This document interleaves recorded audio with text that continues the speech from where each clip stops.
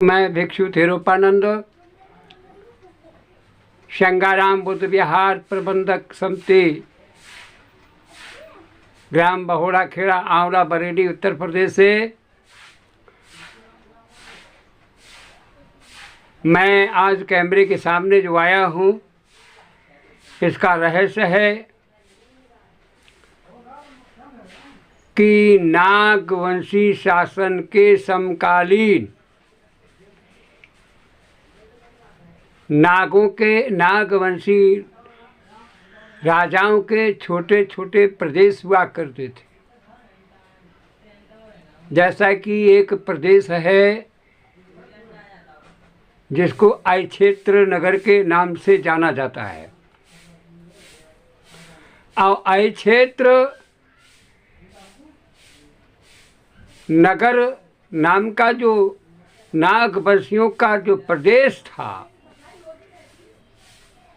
जिसमें पांचाल प्रदेश वगैरह तमाम लोग एरिया आती थी, और जिसकी राजधानी जो थी अक्षेत्र नगर नाम के नगर में राजधानी थी, जिसको प्रेजेंट में वर्तमान में रामनगर किला के नाम से जाना जाता है। फाहियान की रिपोर्ट के आधार पर जो चीनी यात्री फाहियान जो थे, तो चीनी यात्री फाहियान के रिपोर्ट के आधार पर यहाँ पर तथागत बुद्ध नागवंशी जो राजा थे, जिनका नाम अच्युत नाग था, अच्युत नाग नाम के नागवंशी राजा को तथागत बुद्ध ने धम्म देशना दिया। बुद्ध यहाँ पर आए, ठहरे,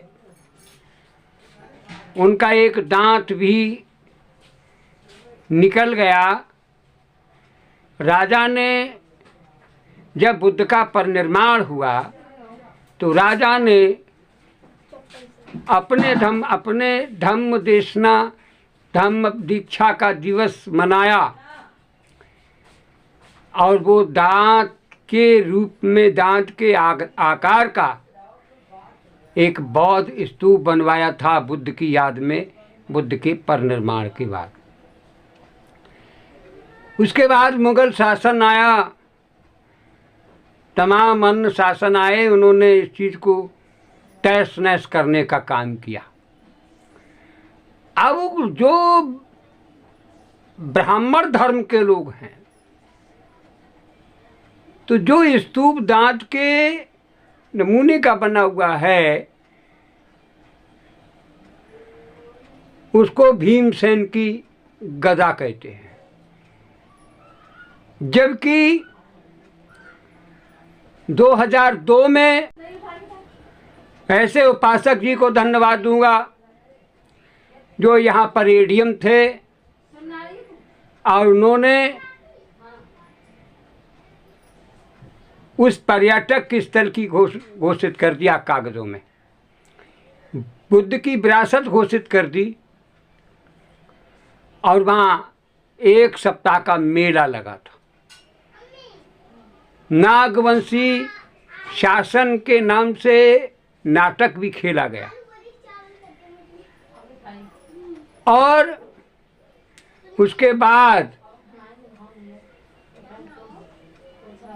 यहाँ पर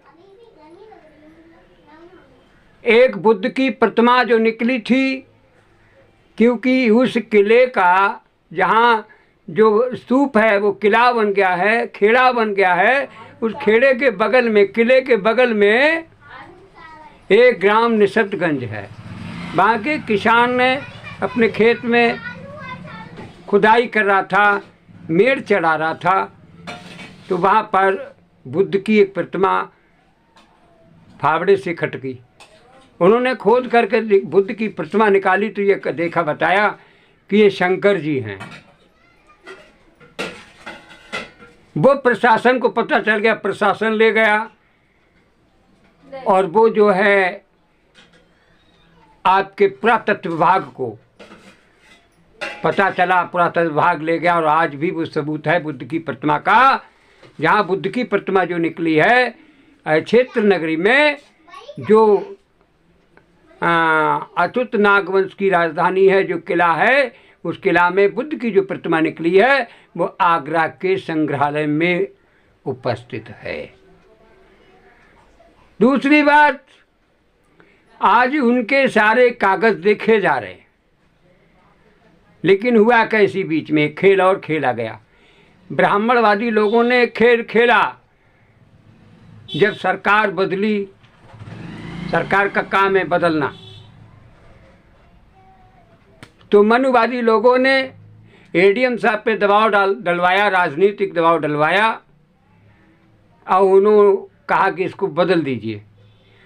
तो एडीएम साहब को मैं धन्यवाद देना चाहता हूँ। किसी कवि ने कहा है, सच्चाई छुप नहीं सकती झूठे असूलों पर, कभी खुशबू आ नहीं सकती कागज़ के फूलों पर, सच्चाई छुपी नहीं। उन्होंने कागज़ में ये दर्शा दिया कि ये बौद्धों की विरासत है, बौद्ध स्तूप हैं, लेकिन अब इनको बौद्ध पर्यटक स्थल की जगह पर अब इनके लिए भीम पांडवों का इतिहास दर्शाया जाता है। इस पर हम लोगों ने पूरा साक्ष्य इकट्ठे किए हैं और मैं समस्त उपासकों से कहूँगा, जहाँ तक मेरा ये संदेश जाएगा वहाँ तक मैं उपासक लोगों से कहूँगा कि आप लोग अधिक से अधिक संख्या में हमारी मदद करें और आंवला क्षेत्र के जितने भी उपासक हैं, चाहे वो बाहर के हैं, तो कम से कम आप लोग आगामी ग्राम सोना पड़ता है सिरौली क्षेत्र में, शाहबाद और बरेली रोड पर बगिया है, बिशनपुरी बगिया के करीब में गांव है सोना। तो आगामी 21 तारीख को आषाढ़ी पूर्णिमा के दिन इस विषय में अच्युत नाग बौद्ध स्तूप महासंघ की एक बैठक होने जा रही है और उस बैठक में समस्त उपासकों को आमंत्रित किया जा रहा है कि आप लोगों से निवेदन है कि अधिक से अधिक संख्या में पहुंचकर और इस पर विचार विमर्श किया जाए। इन्हीं शब्दों के साथ में सबके जीवन की मंगल कामनाएं करता हूं। आपका मंगल हो, कल्याण हो, साधु साधु।